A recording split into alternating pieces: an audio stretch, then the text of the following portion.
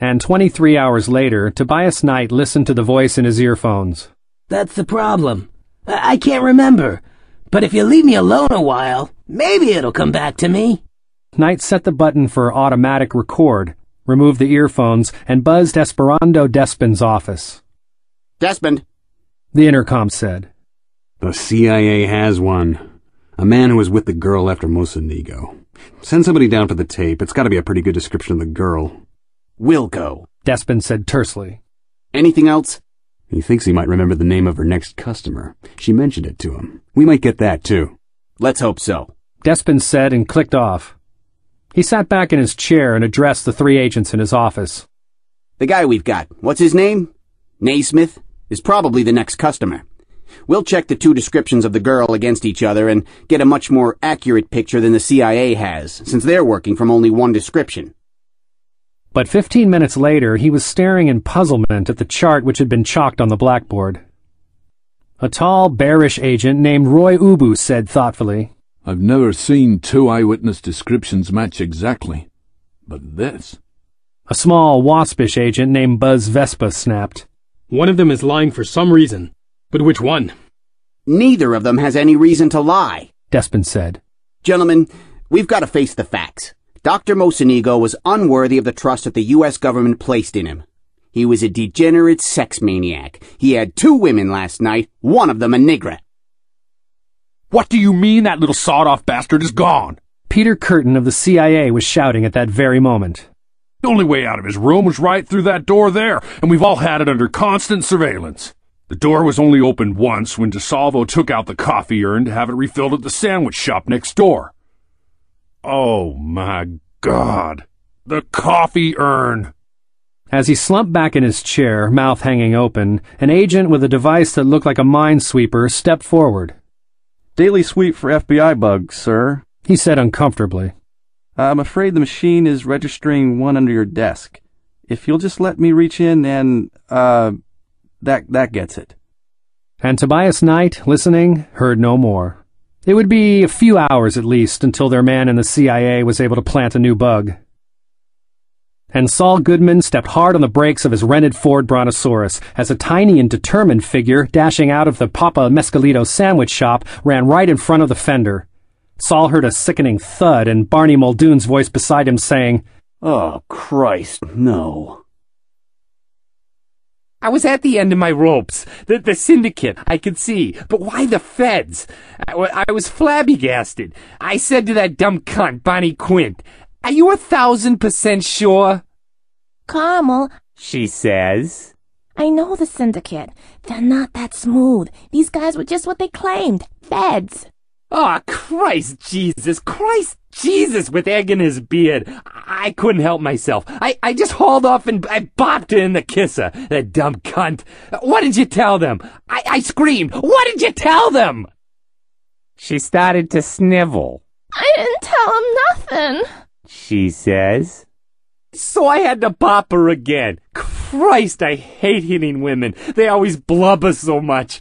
I'll use the belt, I howled. So help me God, I'll use the belt. Don't tell me you didn't tell them nothing. Everybody tells them something. Even a clam would sing like Sinatra when they're finished with him.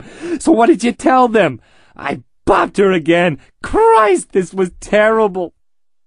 I just told him I wasn't with this Mocenigo, which I wasn't. So who did you tell them you were with? I made up a prescription. A midget. A guy I saw on the street. I wouldn't give the name of a real John. I know that could come back against you. And me. I didn't know what to do. So I bopped her again. Go away, I says. Be missing. Let me think. She goes out, still blubbering, and I go over to the window and I look out at the desert to calm my head. My rose fever was starting to act up. There was only one explanation. That damn Mocenigo figured out that Sherry was pumping him and told the feds. The syndicate wasn't in it yet. They were all still running around the east like chickens with their legs cut off, trying to figure out who rubbed Maldonado and why it happened at the house of a straight like this banker Drake. So they hadn't got the time yet to find out that $5 million of Banana Nose's money had disappeared into my own safe as soon as I heard he was dead. The feds weren't in on that at all. and the connection was circumsubstantial. I took a candy out of my pocket and I started chewing it, trying to think of what to do. If I ran, the syndicate would guess I was the one who emptied the till when Maldonado was robbed and they'd get me. If I didn't run, the feds would be at the door with the high treason warrant. It was a double whammy. I might try to hijack a plane to Panama, but I didn't know nearly enough about Mocenigo's bugs to make a deal with the commie government down there. They'd just send me right back. It was hopeless, like trying to fill a 3-card inside straight. The only thing to do was find a hole and bury myself.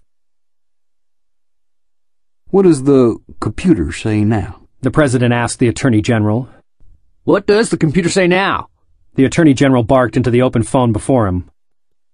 If the girl had 2 contacts before she died, at this moment the possible carrier's number, 428,000. The phone paused. If the girl had 3 contacts, 7,656,000.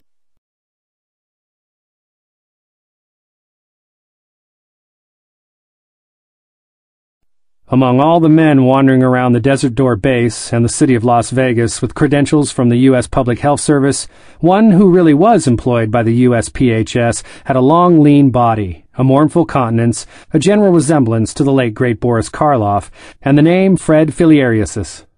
By special authority of the White House, Dr. Filariasis was able to gain access to everything known by the scientists at Desert Door, including the course of the disease in those originally infected, among whom 2 had died before the antidote took effect, and 3 had shown a total lack of symptoms, even though exposed along with the others. He also had access to both FBI and CIA information as it came in, without having to bug either office. It was he, therefore, who finally put together the correct picture on April 30th and reported directly to the White House at 11 that morning. Some people are naturally immune to anthrax leprosy pie, Mr. President, Filariasis said. Unfortunately, they serve as carriers. We found 3 like that at the base, and it is mathematically, scientifically certain that a 4th is still at large. Everybody was lying to the FBI and CIA, sir. They were all afraid of punishment for various activities forbidden by our laws. No variation or permutation on their stories will hang together reasonably. Each witness lied about something, and usually about several things. The truth is other than it appeared. In short, the government, being an agency of punishment, acted as a distorting factor from the beginning, and I had to use information theory equations to determine the degree of distortion present. I would say that what I finally discovered may have universal application. No governing body can ever obtain an accurate account of reality from those over whom it holds power. From the perspective of communication analysis, government is not an instrument of law and order, but of law and disorder. I'm sorry to have to say this so bluntly, but it needs to be kept in mind when similar situations arise in the future. He sounds like an effing anarchist, the vice president muttered.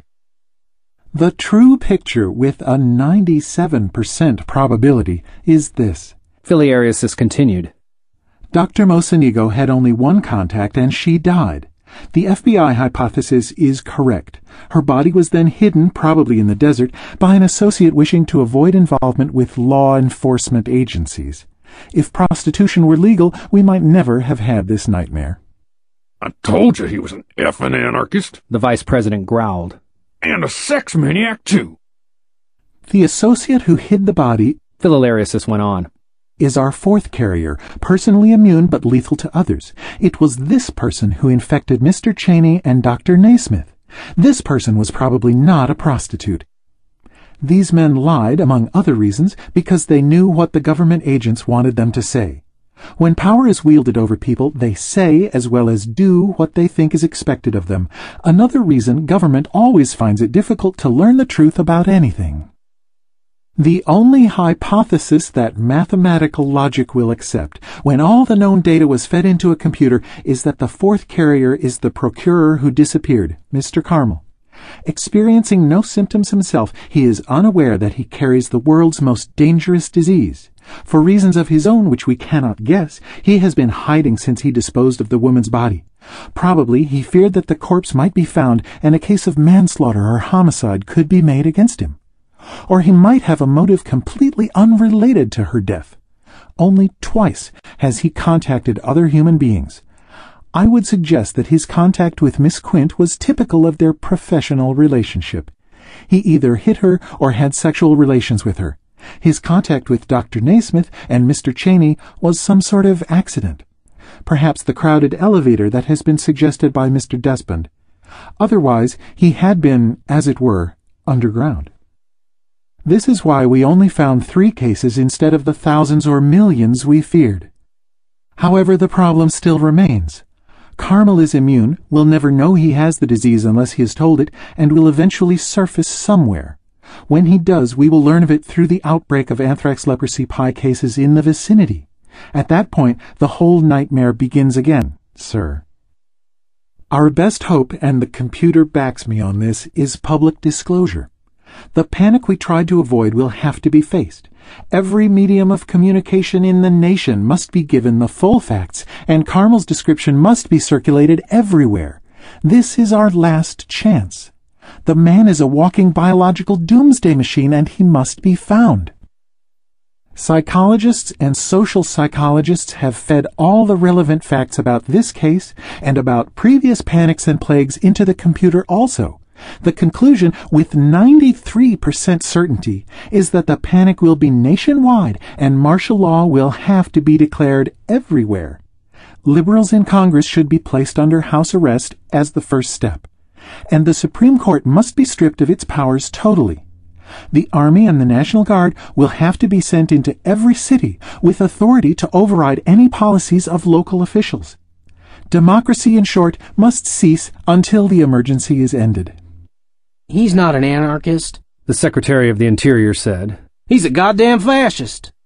He's a realist, said the President, clear-minded, crisp, quick on the uptake, and stoned clear around the corner of schizophrenia by his usual 3 tranquilizers, a stronger dose of amphetamines than usual, and loads of those little happy Demerol tablets.